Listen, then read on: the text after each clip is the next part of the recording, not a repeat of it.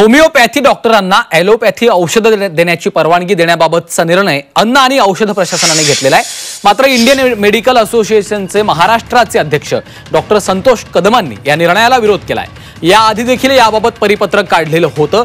हे प्रकरण न्यायप्रविष्ठ आहे, अभ्यासक्रम करू शकतो पण प्रॅक्टिसला न्यायालयाची परवानगी नाही आहे। त्यामुळे एफडीएच्या परिपत्रकाच्या विरोधात आम्ही पुन्हा एकदा कोर्टात जाऊ असंही कदम यांनी म्हटलेलं आहे। एका वर्षामध्ये मॉडर्न मेडिसिनचं ज्ञान मिळणं शक्य नाहीये, त्यामुळे समाजाचं नुकसान होईल अशी भीती देखील कदम यांनी व्यक्त केली आहे। हायकोर्टाने अशा प्रकारची परवानगी प्रॅक्टिस करण्यासाठी दिलेली नाही। शिक्षण घ्यायचा कोणाचा अधिकार काढता येणार नाही अशा पद्धतीचं कोर्टाने सांगितलं होतं। त्यामुळे ते कोर्स करू शकतात, परंतु प्रॅक्टिस करायची मुभा दिलेली नाहीये। तर त्यामुळे ते आतापर्यंत प्रॅक्टिस करायची परवानगी मिळालेली नव्हती। मात्र आता परत एफडीएने त्यांच्या अधिकारामध्ये असं काहीतरी सर्क्युलर काढलेलं दिसतंय। मात्र इंडियन मेडिकल असोसिएशनचा संपूर्ण देशाचा आणि महाराष्ट्राचा स्टँड अगदी क्लिअर आहे।